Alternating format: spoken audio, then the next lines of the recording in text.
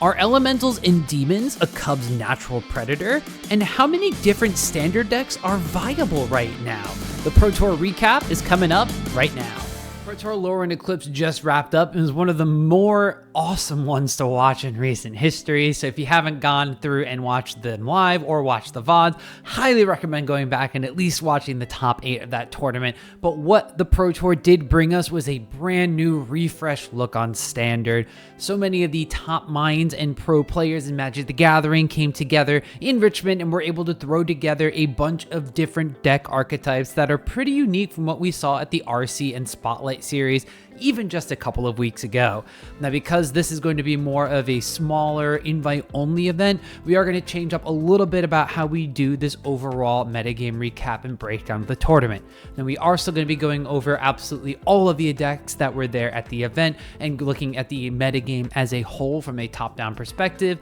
and then we're going to narrow it down and look at what the most popular decks in the room were using the popularity tier analysis that we've done. We're still going to be looking at the top 10 win rate decks, but we're only going to be doing it regardless of sample size because we are going to be expanding the top presence decks due to how many of them were tied for that top 10 metagame share. We're expanding it down to 13 different decks, and between the top 10 winning decks, the top 13 presence decks, and there only being 43 decks at the event, we're probably going to hit a lot of the deck archetypes, and there's a ton of overlap between those two. Now, just to speak into where is the data coming from, we're using the Melee platform services and reports from the event, which had 303 registered players with 0 no deck list because, well, this is a Pro Tour. Because of that as well, we also did not have to clean up any of the deck archetype names or do any sort of fancy sorting or anything. We just want to let everybody know that we are recording the entire event, including the whole top 8 all the way through to the finals, and buys will not count, ties do, unless we're looking at win rate minus ties. So that was pretty quick to get it in there, so let's go look at what the Pro Tour brought to Standard.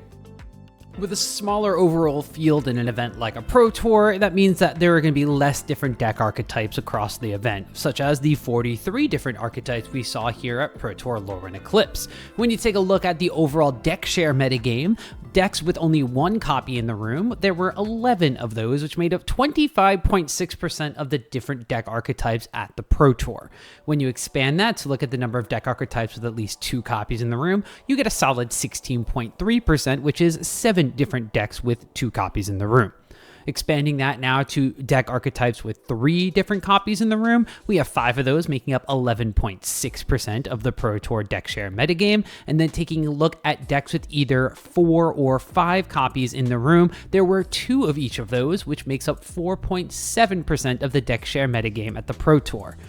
Archetypes that had at least 6 copies in the room, there were 3 of those, making up 7% of the deck archetype share. And then looking at different archetypes with at least 7 copies in the room, it bumps back up to 11.6%. This is going to be something we see at these events as different teams work on different decks, so it kind of goes up a little bit when you get into this like conglomeration here. However, it does dip back down again when we're looking at decks that had 9 different copies in the room with only 1 deck archetype, making up 2.3% of the deck share metagame, and then all the different deck archetypes with at least 10 copies in the room or more, there were 7 of those, making up 16.3% of the Pro Tour deck share metagame, which was the same as the number of 2 copy decks in the room. Now, taking a look at the top presence decks, a pair of rhythm decks, which would have been known as Ouroboros list just a few weeks ago, make up the top 2 percentages. The Simic rhythm deck with 48 decks was the most played in the Pro Tour at 15.8% of the metagame share, whereas the Bant version, Splashing White, had 2 less copies, although it had some main deck ways to deal with Badger Mold Cub in and of itself, making up 15.1% of the metagame. The Sultai Reanimator deck came in 3rd most played at the Pro Tour. 31 different participants played the deck for 10.2% of the metagame share. Now, the Bant Airbending deck that had been on the up and up in the past couple of weeks, including a Spotlight win, had only 20 pilots here at the Pro Tour, making up 6.6% of the metagame share, and potentially a little bit less than some people were thinking about a couple weeks ago. Now, the new and fun to say Izzet Spellementals list had 15 different pilots, making up 4.9% of the metagame, while Izzet lessens the old top Izzet deck in the format, only 13 pilots at the Pro Tour for 4.3% of the metagame share. Dimir Midrange, it did fall in popularity, but was still popular enough to make this top list here. 11 pilots took the list for 3.6% of the metagame share, and the 4-color rhythm deck, which added an additional color here, 9 pilots made up 3% of the metagame share at the event. Now we're going to be expanding it from the top 10 presence decks because there were a slew of different decks that had 7 pilots making up 2.3% of the metagame share. Dimir Excruciator, Esper Pixie, Grixis Spelementals, and Izzet Spelementals, as well as Jeskai Control. So 5 different deck archetypes made up 2.3% of the metagame in and of themselves. Now it's time for us to shift gears away from what made up the event as a whole and just focus on what was most popular at the event using my popularity tier analysis. Now this section looks to identify what was played the most at an event and compare it to the other decks within the same tier of popularity using a distribution of deck archetypes at the event, which uses standard deviation to assign tiers from D at 1 deviation below the average all the way up to S, the highest deviation above the average. Now this does a little more than just look at how high the metagame share was and can reaffirm if a deck was a good choice for an event at all. Now while this is not a be-all end-all overview of the format, this analysis looks to help in preparation for your own events at your LGS or online, as you can expect to see more of the higher tier decks compared to the lower tier ones, but then you can also assess if you need to prepare more or less for them based on their performance. The 2 big bad Badgermole decks made up the 2 decks that were in S tier for popularity, although neither of them really had the best showing on the weekend. Now, of course, there were a lot of decks that showed up that were prepared to fight against Badgermole Cubs, or in this case, use them to their own profit. However, the Simic version of the deck wound up putting up a slightly higher win rate against the field with a 45.4% overall win rate in comparison to the Bant version of the deck rocking a 42% win rate overall. This is kind of interesting considering that the Bant version had a couple of answers to Badgermole Cub in and of itself, although it did wind up stretching the mana base a little bit, which means that some of the other decks could have potentially capitalized on just the more punishing mana base or some inconsistent draws from the opponents. However, all in all, the Simic deck does just have that consistency factor of we're not going to be putting in any sort of interaction to the main deck aside from a couple of permission spells, and instead just going to streamline to try to kill their opponents as quickly as possible, utilizing the excess mana from Badgermole Cub and the Crater Hoop Behemoth package as well, just to be able to push damage across the finish line. All in all, though, it was not the greatest weekend to be one of these rhythm decks or a Badgermole Cub deck in general, considering there's a giant target on your head, and these win rates reflect that. Although between the 2 decks here in S tier, it does seem that just streamlining your game plan and your plan of attack for the Simic version of the deck is going to be putting up more successful results as the rest of the metagame kind of shifts and adapts to all these different decks that are going to be coming and going thanks to this Pro Tour performance. The Sultai Reanimator deck winds up being the only A-tier deck at the event, and unfortunately one of the worst performing decks out of this popularity tier analysis. Now the Sultai Reanimator deck definitely got a bunch of good tools in the Evoke Elementals. Wistfulness was going to be a big thing to try to fight against pieces of graveyard hate. However, there were a lot of other decks at this event that were packing Superior Spider-Man and doing it in a much more streamlined way and didn't necessarily need all the same moving parts that the Sultai list was running. A lot of these decks were on Arden, some of them were still running Bringer, and there's just a bunch of different pieces at work and make this more of a combo deck as opposed to just like a straight up still sort of combo, but mostly going for advantage over everything. Some of these other Sultai Spider-Man decks we'll talk about a little bit later on were happy to just put something big on the battlefield and get the ETB effect, as opposed to trying to chain together effects to really try to crush the game in a combo finish fashion. Now because of this, it made the Sultai Reanimator list one of the more susceptible ones to hate pieces or just interaction that people were packing, specifically when it also just did not mill over the correct cards in order to really push itself across the finish line in these matches. Because of that, a 38% win rate does point to some of these other decks being better at doing the Reanimator thing than the Reanimator deck. Bant Airbending rocked a 44% overall win rate here at the Pro Tour, so even though the deck was looking really good overall in the standard metagame, in the hands of some of the best players in the world, it kind of struggled. I mean, there's no real way to sugarcoat it. Now, it was one of the many Badger Mole style decks that people were targeting, so of course Bant Airbending was going to be taking some of the splash damage from all these rhythm decks that were popping up and were also kind of decimating both the popularity as well as win rates in standard the past couple of weeks. Now, Bant Airbending does still have that kind of combo aspect in order to finish the game, and while it does have a higher win rate than the Bant Rhythm deck, it did fall below what the Simic Rhythm deck was doing. I think that with the Bant Airbending deck on such an up and up in the recent weeks, people were kind of prepared and knowing when they could and could not tap out against it, as well as were way better at identifying the problem pieces, such as like having a Doc Arlock, because if you don't have that, well then you're not going to be able to do the infinite combo thing. You still have to pay mana for things when you're doing so, but also identifying a little bit better when to kill Appa versus Aang, and then also stymieing their tempo by just killing off their Badger Mole cubs early on. Does this mean that Bant Airbending is down and out of the metagame? I don't really think so, and although this is a little outside the popularity tier analysis, I think it could still be a solid deck to play if you're confident in your own piloting ability if you play at a smaller event like an RCQ. Now, the C tier here of popularity has 4 remaining decks that made up some of the more heavy hitters in the tournament. The Izzet Spellementals deck was kind of a breakout deck for this event here, rocking a 68% win rate with 15 different pilots. It was a very good weekend in order to be playing Dimir Crab backed up by a bunch of spells and stuff. The Izzet Lessons deck, although it did wind up having many less pilots this time around, still put up a decent performance, 55.2% win rate against the field, and it did have a little bit of the pressure taken off of it now that Badger Mole Cub was kind of in the dead sights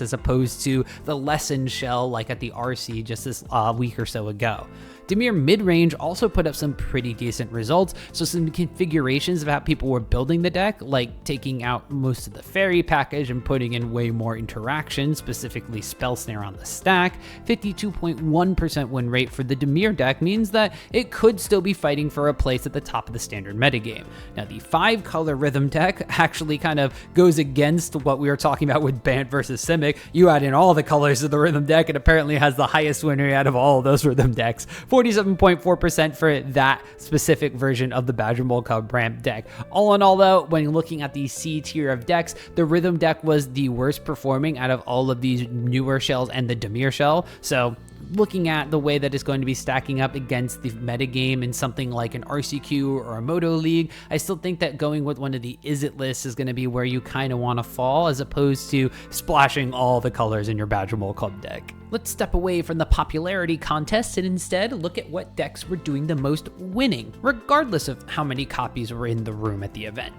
This is going to be looking at overall win rate in the percentage of games won, not total wins or total games played. This is going to allow us to look for some of those sleeper OP decks, even though they weren't out in full force this weekend, and it's going to be able to put that in perspective based on how successful they were in the hands of smaller amounts of pilots. Now, the caveat is these are 2-day events, which means that some of these lists could have not made day 2 despite having a positive record. So as always, keep in mind the sample size because it does matter when you're thinking about breaking the format.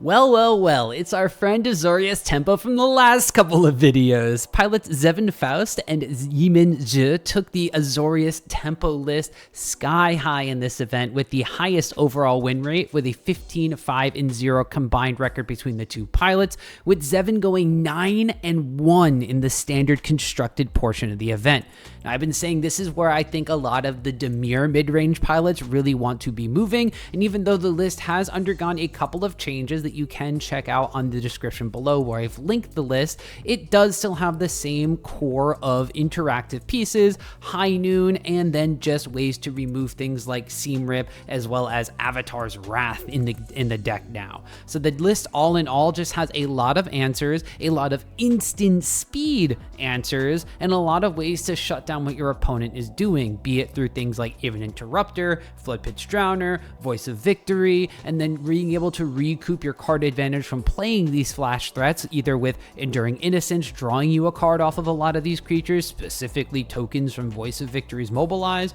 or Enduring Curiosity to be able to draw cards when you connect with some of these creatures. The sideboard still has a lot of ways to interact and shut down specific decks. Tishana's Tidebinder and Clarion Conqueror come in to really hinder a lot of these creature-based strategies, and a lot of the Planeswalker package is now moved into the sideboard for specific matchups to streamline game ones against these decks looking to cast multiple spells. There are now 3 copies of Ajani Outland Chaperone in there, and only 1 copy of Elspeth Stormslayer, followed up by a bunch of different sorts of interactive hate pieces like Requisition Raid, Rest in Peace, and even an additional Avatar's Wrath in the sideboard. So I just think that the stock on Azorius Tempo is going to keep going up and up unless somebody makes a list that is able to combat what it's doing. The best performing control list, and tied for second best performing list overall, was a Dimir control list concocted by some pretty heavy hitters of Magic the Gathering competitive scene. Reid Duke, Matt Sperling, and Gabriel Nassif, the control master themselves, both 3 of them combined for a 21-9-0 record overall with a pretty classic control style list. Now, we do wind up having Wang Shitong Librarian, which kind of helps to be this flash threat that you can tap out for on your opponent's turn that does have a pseudo sort of Hydroid Crisis effect to help refill your hand, as well as present something on the board that can actually end the game somewhat quickly alongside cards like Restless Reef, and then the 1 copy of Meringue River Regent that was in the main deck. Now, if you watched the Pro Tour at all, there's an interview done with Reid Duke with the 3 cards that he highlighted being very big parts of why this deck was successful were specifically Requiting Hex and Spell Snare that Lorwyn Eclipsed wound up giving to the deck, as well as Deadly Cover-Up being able to exile all copies of problematic cards from their opponent's decks. So not only was Deadly Cover-Up a way to deal with a giant Badger Mold up board state, but you could remove the Badger Mold Cub, you could remove the Ouroboros, you could remove anything that you wind up killing with it,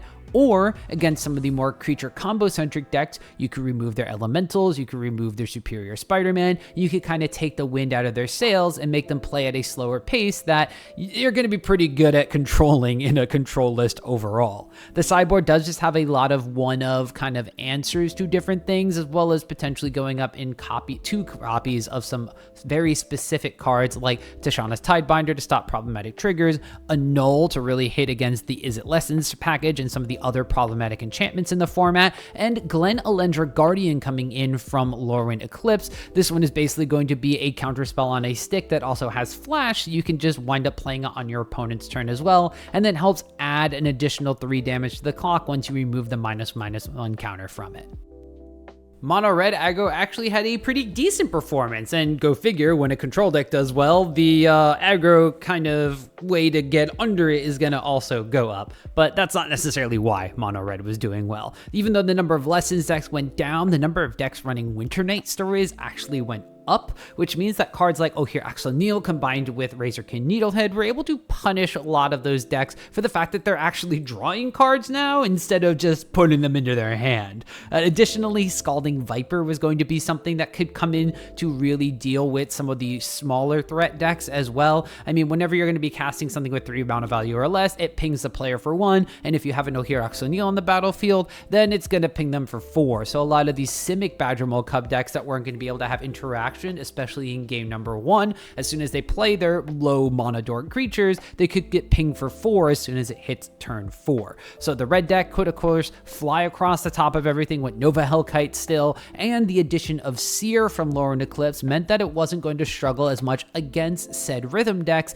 that could put an Ouroboros on the battlefield and normally have to have the red deck deal with it right then and there before it gets put out of range of things besides like a kicked Burst Lightning. Now, Boulder Dash was another card that these red decks started playing, specifically in the top performing list, as Boulder Dash is going to be able to do 2 damage to any one target and then 1 damage to another target for 2 mana at sorcery speed. But as soon as you put an Ohir Axel on the battlefield, it's going to be doing its best Seer impression, but it does say any target, so you could just dome your opponent for 4 for 2 mana. Very good addition to the deck, and I think between that and Seer, it's going to sear up or seal up some of those matches that it was struggling against that are specifically creature-based. Izzet Spellementals, one of the breakout decks of the Pro Tour here, kind of goes back to those Eddie Merkrab, Hearth Elemental, and Tolarian Terror style decks, only instead of running up the Beanstalk and things like that nowadays, you are going to be met with Sunderflock.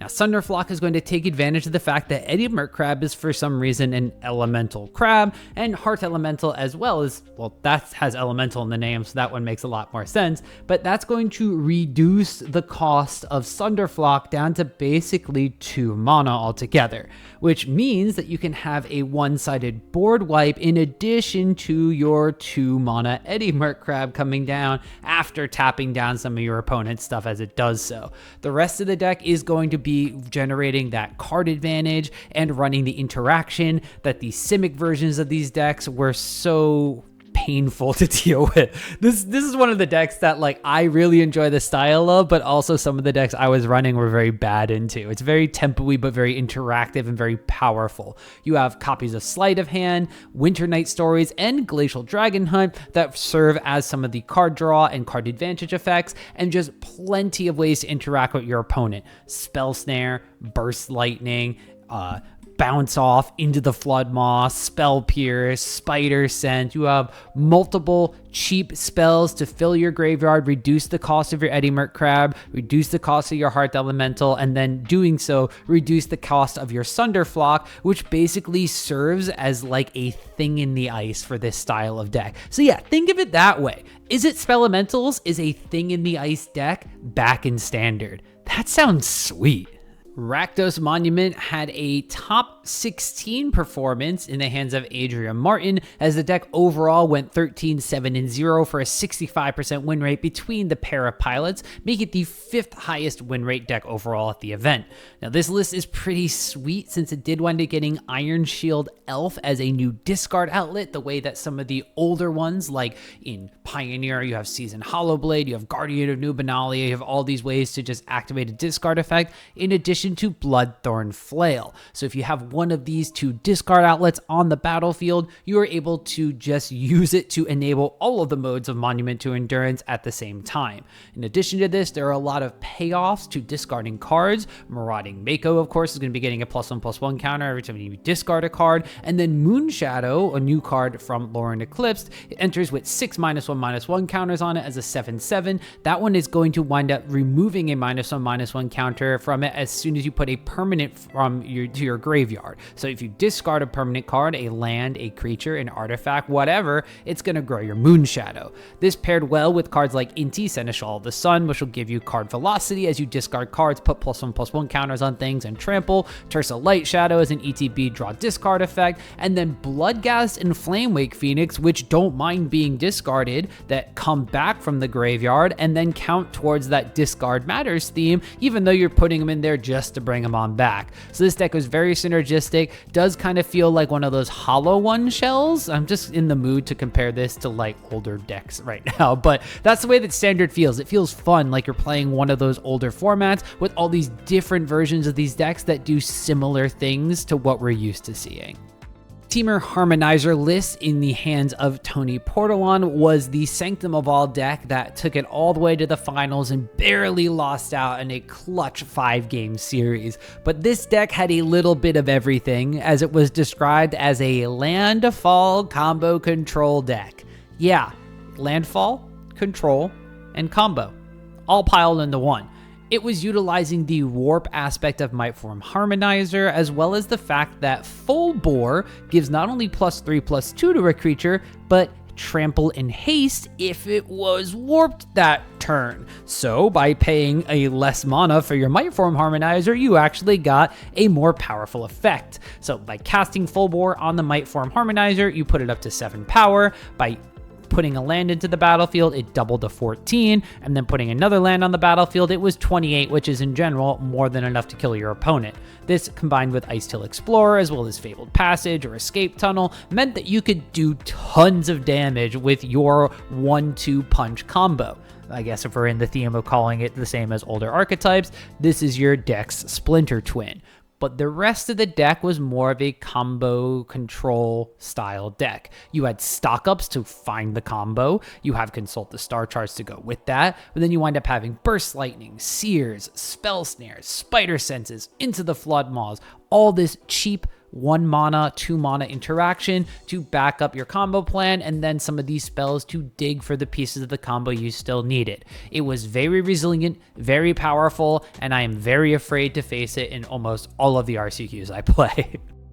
Grixis Spelementals was another one of those superior Spider-Man-esque lists that I had mentioned earlier in the video, although this one had a big focus on the elemental package and being able to utilize all of its mana and all of its triggers specifically. Now, we wound up having copies of Roaming Throne in some of these lists, which were able to double all of the ETB's triggers from all of the elementals you're going to evoke or copy with your superior Spider-Man, and you also had ways to find them or ramp them out in the hands of Ashling Rekindled or Ashling Rhymebound, as well as 4 copies of Flame Braider, which were able to add 2 mana to activate elemental abilities or cast elemental spells. Of course, all of this was working up towards Sunderflock is the big kind of payoff for all of these elemental spells you're going to wind up having on the battlefield, while utilizing the full spectrum of Grixis colors, as well as the fact that you can run Cavern of Souls, a couple of other lands, and Flame Braider to kind of cheat on getting some of the other effects from some of these Grixis adjacent elementals. So we had Vibrance,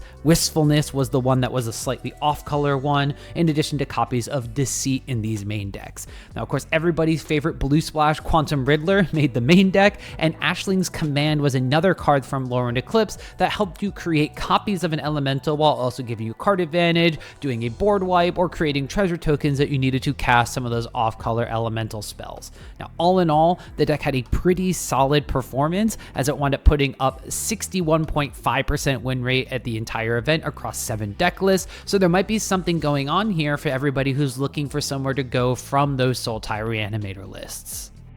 Omniscience is another deck that has popped up from the Spotlight and RC events preceding this Pro Tour, and the Kona and Omniscience combo deck is still putting up results. Although there were only 2 copies at this event, with an 8-5 record overall between the 2 of them, it was good enough to put up a 61.5% total win rate, but the lower sample size compared to some of these other decks as far as games played go could be something that you need to keep in mind before deciding to take it to an RCQ of your own. However, the power of Kona, Rescue Beastie, and Omniscience being able to combo with Meringue River Regent is still very powerful, and these decks, of course, got the new tool in Formidable Speaker to be able to find Kona or find Meringue River Regent when you need to actually deploy your combo. Now, going into Bant colors does give you some sort of interaction or prevention and tax effect, sort of. Main deck copies of Clarion Conqueror and main deck copies of Voice of Victory are also speaker tutorable. If you can't find them off of the normal cards like Consult the Star Charts or Stock Up, you have another way to find the pieces you need when you need them.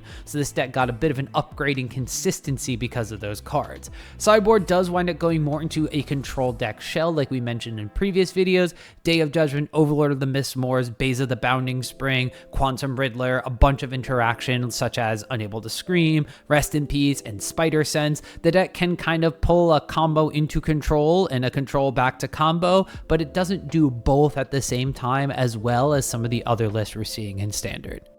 Azorius control may not have been as good as its counterpart in Dimir control, but it still put up some decent results at the Pro Tour. A 21, 13, and 1 record across 4 copies of the deck, a 60% win rate, and tying for the 9th overall win rate is not a bad place to be when you're a Pro Tour competitor. Now, this deck does still wind up using things like Wang Shi Tong Librarian to get that instant speed Hydroid Crisis threat onto the battlefield, but it is a little bit more of a normal or traditional control deck where it does have Elspeth Stormslayer as a powerful planeswalker to help you end the game. So you don't necessarily need to flood the board with creatures the way that you may need to from the Dimir side, since you don't have access to a powerful planeswalker that can create threats to end the game in and of itself. 4 copies of Day of Judgment, 4 copies of Consult the Star Charts, 3 copies of Stock Up. This list is as control as you can want it to be, with plenty of interaction, including splitting the counterspell package between 4 No More Lies, 3 Spell Snare, and 3 Steps Ahead,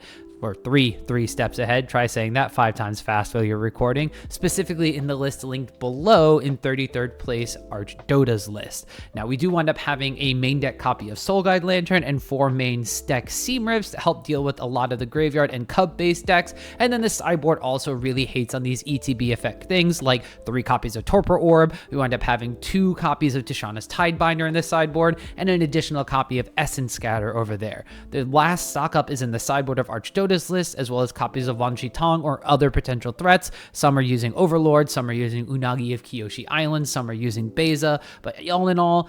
Azorius control is still something that can compete at the highest levels of standard Magic as long as you know the metagame going into the event, or at least have a solid idea of the interaction package you need to run. Last but not least, the Singleton Selesnya Landfall list from Pro Tour competitor Yuta Yokokawa wound up coming in at tied for 9th in the top 10 overall win rate decks at the event. It was only list of its type at a 6-4-0 record, so just barely above that 50% as far as games played go. So again, sample size matters if you want to take this one to heart, but Yuta was using a main deck suit of Doorkeeper Thrall in addition to 4 full copies of Seam Rip in his list, although we wound up seeing Sapling Nursery coming in instead of Felidar Retreat, even though we're running the white in this list. So 2 main deck copies of Sapling Nursery went side by side with Earthbender's Ascension, Mightform Harvester, Ice-Till Explorer, everything you're used to seeing in the standard landfall list. That did mean that the sideboard had all the way up to 4 copies of Get Lost, 2 Avatar's Wrath, and 2 Clarion Conquerors, in addition to 2 more Sapling Nurseries and 2 Sheltered by Ghosts as the reason to run the landfall package splashing white. So this was a little bit of a different twist on the landfall deck than we've seen in some of these spotlight events or the RC last weekend, but it was still good enough to put up a 60% overall win rate, even though Yuta was the only one playing the deck. So those were the decks that did the most winning, but let's pivot back to the most present decks and see how they did when put head to head against one another. Like winning, but in a different metric. Now, I like to take a look at this specific matchup matrix because it gives us insight into what you should expect to play against if you decide to try one of the top decks, and how it should stack up against your own RCQ, Magic the Gathering online league, metagame, or any other sort of event you're going to go to in just a short amount of time after this video. Again, keep in mind sample size of these matchups, as not every deck played as many games against all the others. The Simic Rhythm list may have won out as far as popularity and most played deck goes, but definitely did not win out in terms of the tournament or overall win rate across the field. 45.4% overall win rate fell down to 44.6% when you removed the 56 mirror matches that got played, and also probably looks a lot worse when you start taking into account a lot of these other Rhythm or Badger Mole Cub matchups being very similar. However, the Simic Rhythm deck did have a couple of good matchups at the tournament. Sultai Reanimator just being faster in that deck and being able to kill it even though it wanted to do its own kind of thing with its creature combo. The Bant Airbending deck, that's something that's kind of flipped since the RC recap that we did, where it was a little more Airbending favored. Now in this event here at the PT, it was Simic Rhythm favored, and Izzet Lessons, it still had a slight edge with a 52.4% win rate in that head-to-head matchup. Now aside from Dimir Midrange, where we know this matchup is very solid for the Simic deck, a lot of the other decks at the tournament were the losing matchups for the list, specifically a lot of the newer decks. We see here that the event-winning Dimir Excruciator list was a 33.3% win rate, as was one of the breakout decks of the event, the Izzet Spellementals deck. So this deck wasn't necessarily as tuned at dealing with what those decks were doing, and some of those decks were quote-unquote cub killer decks in the first place. So it does look like that Sunderflock is going to be a big issue for the Simic Rhythm deck, especially if you can play it super far ahead of your curve and completely one-sided board wipe your Badger Mole Cub opponent. So the Simic decks do need to kind of find a way to deal with that, whether it's going up in Spider Senses, whether it's making sure that they're able to bounce the elementals before something gets cast at the end of their turn or something. There just needs to be a couple of innovations so those small few sideboard interaction spots, instead of going after Lessons and some of like the Dimir matchups and stuff, now cater towards the elementals heavy lists. Bant Rhythm is kind of the advice I just gave for Simic Rhythm, but shown in 4K. The Bant Rhythm deck is going to have a lot of main deck interaction for other Badger Mole Cub and other decks that are playing a bunch of creatures, but therefore it's going to have a difficult time with decks that are playing a bit more of a combo plan, playing on the stack, or playing large things that things like Seam Rip do not hit. Such as Izzet Spellementals, where everything is like 5, 6, and 7 mana, so all of its interactive package does diddly squat in that head-to-head. Likewise, a lot of these elementals lists have some big heavy hitters and things that you just necessarily can't interact with what the Bant Rhythm deck was bringing to the table. Although the Bant Rhythm deck did have the slight edge in the head-to-head against its cousin Simic Rhythm, as well as being able to beat up on Sultai Reanimator and Bant Airbending in the same way that the Simic deck was doing. It did take a small hit in win rate overall in the few matches it did play against Izzet Lessons, as well as the fact that its overall win rate into the Dimir matchup was actually on the Dimir side, not the Rhythm side. So again, packing the correct interaction for the field you're going to play against in these Rhythm decks, even though it's just a few amount of slots and a few amount of sideboards pieces, is going to be key in turning that win rate from 40.6% in the non-mirrors that Bant Rhythm had to something closer to 50% that Simic Rhythm could do. Ooh, poor Sultai Reanimator. I was really thinking that the Evoke Elementals were going to help this shell the most, but unfortunately the deck just had a very, very poor event. 36.7% non-mirror win rate overall is just saying that this is a bad deck for the event. I don't know how else to put it. When you look at the matchup spread overall as well, there were only 2 decks where it was favorable. 3 matches against Dimir Midrange is not a lot of sample size, and 7 matches against Esper Pixie, which is a deck that kind of came back after not being a real deck for quite some time. So all the decks that were newer to the event, the Excruciator deck, the Grixis Elementals deck, the Izzet Elementals deck, and even the Spelementals deck, awful matchups for what the Sultai Reanimator list was trying to do. And even some of the top decks that we've seen previously, Izzet Lessons and the Rhythm decks, it just was not firing on any cylinders in those head-to-heads. So the Sultai Reanimator list, I really think need to kind of go back to the drawing board and see if that Living End combo style is what they want to do, or if they want to shift into something like the Grixis decks were doing, where they're more of a elemental Spider-Man style deck and less about that all-in combo. Now, Bant Airbending I thought was going to be in a really solid position at this event, specifically because the mana base had been fixed thanks to Lorwyn Eclipsed, but also we're going to have a lot of the best players in the world playing the deck. Although it was a popular deck, I'm not entirely sure that the best players identified it as a deck they wanted to play. Unfortunately for the Bant Airbending deck, it struggled against both versions of the Rhythm decks. Both Bant and Simic were losing matchups for the Airbending list, and a lot of these newer elemental-based lists were just something that the Airbending deck could not contend with. Things like Sunderflock, because this is at its core a Badger Mole Cub deck, can absolutely disrupt what the Bant Airbending list is doing. And even though you have some permission spells like Aang, you're not necessarily going to have them all at the right time to interact, and you need to be able to use them to actually combo and win the game, specifically when your opponent is doing their own sort of pseudo combo that is affecting the board way better than yours is. So while I do think the Bant Airbending deck could have had a better showing overall if it knew about these elemental matches, I'm not entirely sure if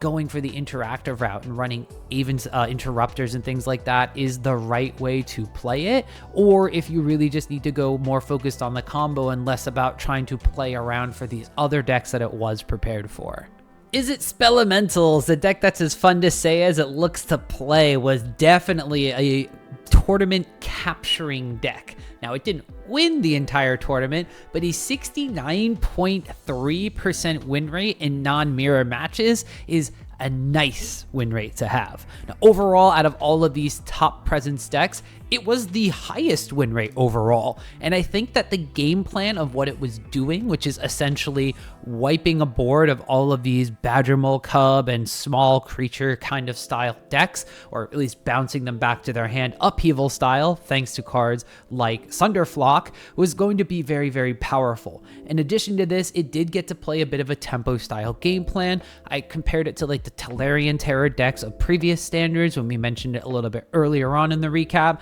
and I really do think that this tempo style of play has a lot of applications for these creature-based decks that can be disrupted if they're slowed down by even just a turn or two, that can buy you time to play your bigger, badder game plan, badder as in cool in this circumstance, ahead of schedule, like the Sunderflock, like being able to throw down the Eddie Merc Crab and such. Now, one matchup where it did suffer a little, even though it wasn't necessarily the most played, was Izzet Lessons as well as Dimir Midrange. Now, in general, a lot of these Tolarian Terror style lists were struggling against the Dimir that were going to be able to go kind of like 1-for-1 and trade on the even access with it. And I think the Izzet Lessons deck, since the Sunderflock game plan is much worse when Grand and Otters are the only things on the battlefield, that's going to be a tough matchup that really kind of needs sideboard cards to come in to deal with, and you're going to have to play it more as like a tempo shell versus a more controlling shell, which isn't necessarily going to be the best matchup for you in the grand scheme of things.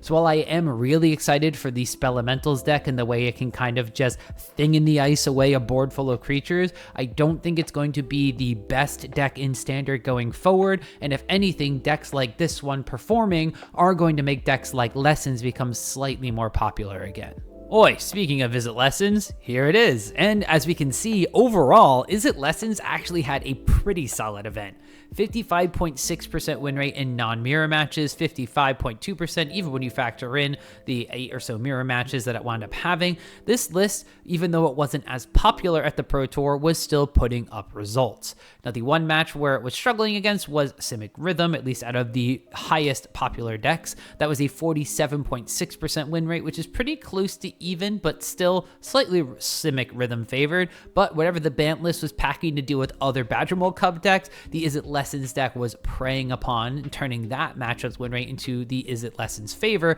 at 58.8% overall. And in general, as I mentioned a little bit with the Izzet Spellementals section, this Izzet Lessons deck is going to be more popular the more that these elemental decks that are trying to deal with things on the board are going to be growing in popularity as well. The Izzet Lessons shell is still very difficult to interact with for certain decks, specifically ones that are going to be worried about creatures. You have Grand and Otter tokens, and those are your only real creatures in the Izzet Lessons deck unless you're sideboarding in some Quantum Riddlers. Your main threats are still Artist Talent and Monument to Endurance, which means that your spells matter more, and things like Sunderflock, while it can race you in some certain circumstances, are not going to be as devastating when they hit the battlefield compared to against some other decks. I fully expect this win rate statistic and the matchup spread to propel Izzet Lessons back towards the top of the standard metagame again,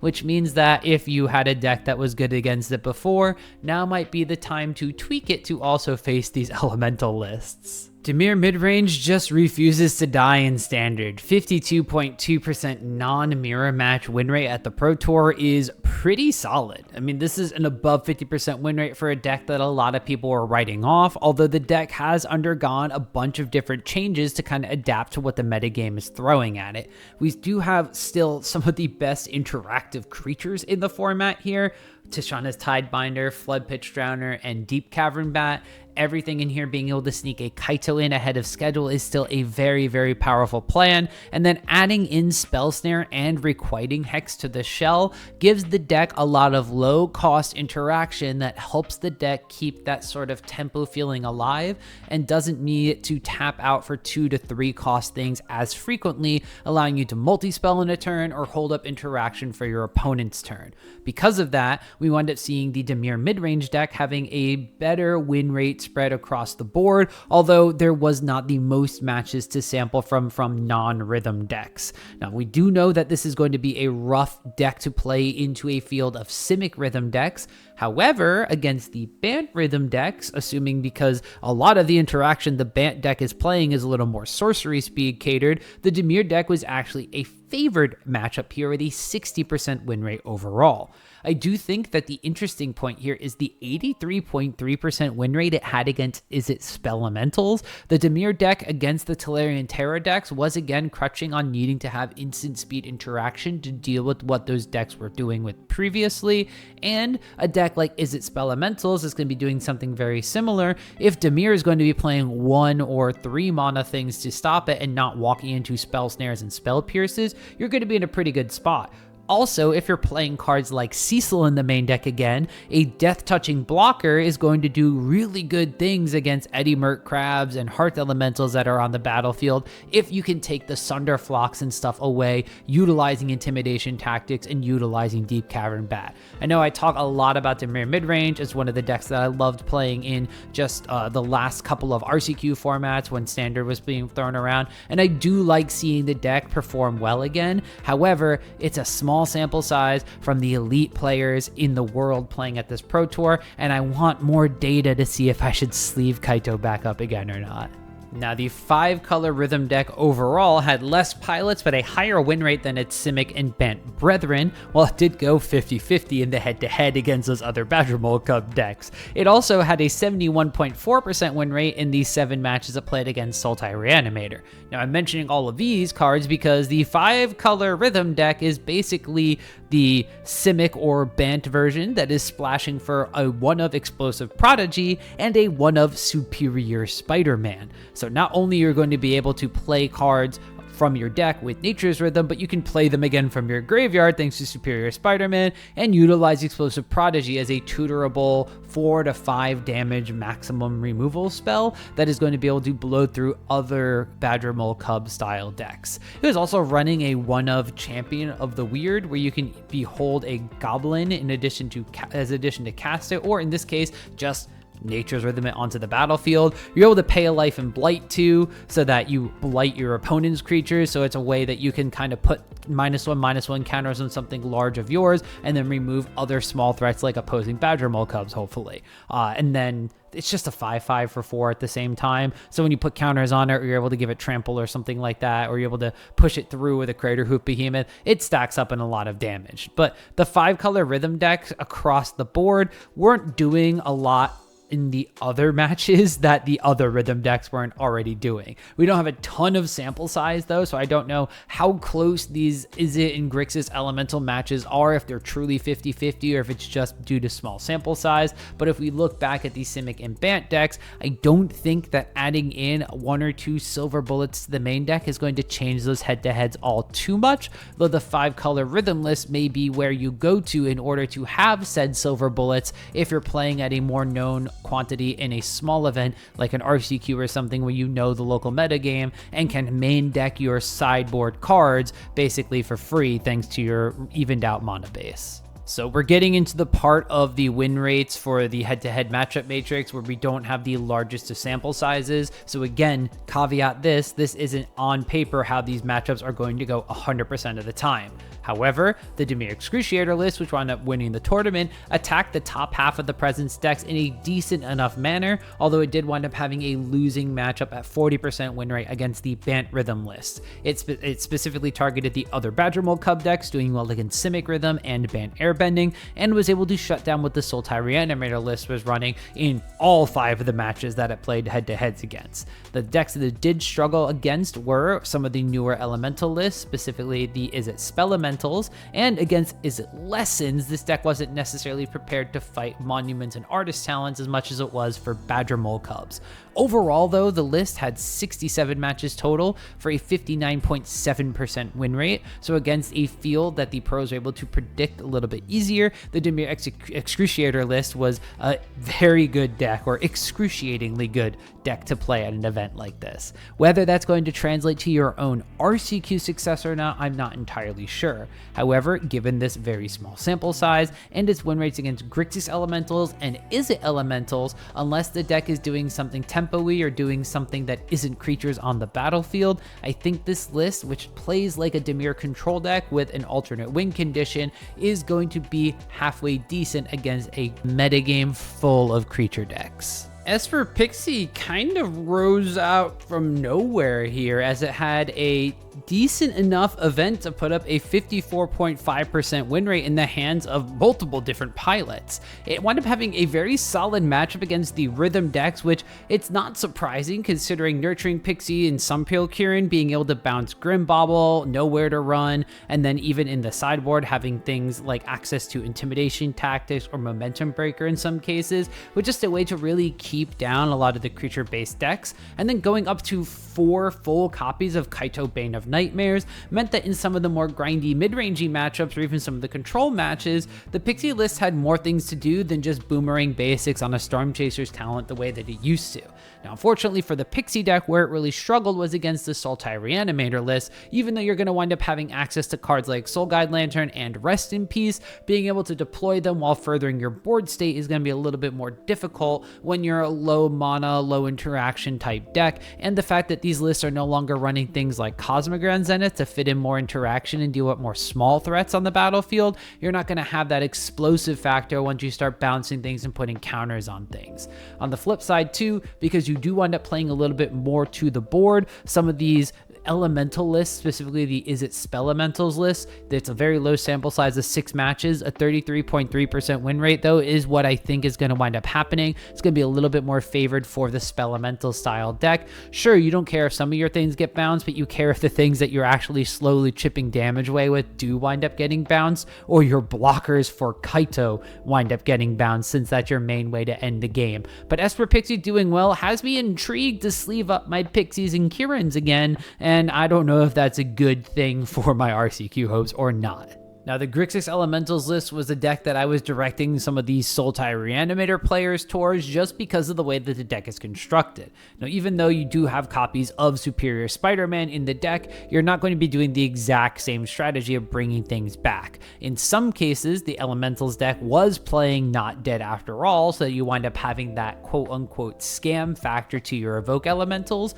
but in general, you're going to be evoking these Elementals, getting their ETB effect that you want, like Deceit to Thoughtseize something away, or Vibrance to find your extra land, in order to then play Superior Spider-Man, have it enter as both halves of that creature, and then, for both mana cost colors of that creature, and then coming into play and doing a bunch of cool things. Now, I did mention Vibrance because there are off-color Grixis adjacent elementals in this list. You get to run 4 copies of Cavern of Souls and up to 4 copies of Secluded Courtyard and Eclipsed Realm in this list too. Julian Rendier, or I'm sorry, I could pronounce that name completely incorrectly, but Julian's list was running up to 11 copies of those cards plus 4 starting towns to really hit on all of these double mana costs if need be, and then also giving access to non-Grixis sideboard cards in some cases, like Clarion Conqueror, to kind of double down and hating against some of these Cub decks.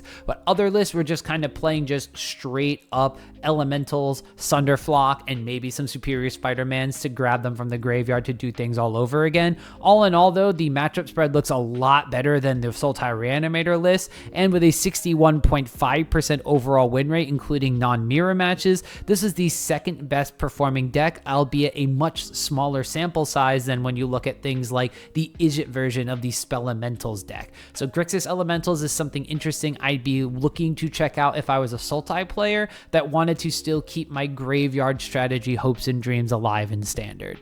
The differences between Izzet Elementals, Grixis Elementals, and Izzet Spelementals are a few, although the Izzet version of Elementals is a lot closer to the Grixis version than the Spelementals deck. Now, in general, Izzet's going to be utilizing Roaming Throne in order to get double triggers on things, as well as still having Sunderflock, Ashling, and all these other things like Flame Braider, in order to accelerate their game plan, get a bunch of things on the battlefield, and do really cool elemental things. Now, you can also have 4 copies of Bounce Off, whether that's offensive or defensive, or ways to buy back effects from your deck. I'll leave that up to your interpretation and your gameplay, as well as 4 copies of Winter Night Stories for card advantage. There was something that the Grixis version wasn't running. So you have a little bit more of like a mid-range Izzet doubling effects to overpower people. It's more on the lines of like those Omnath style decks previously than like the Grixis one with scam elements and being able to put things on the battlefield ahead of time.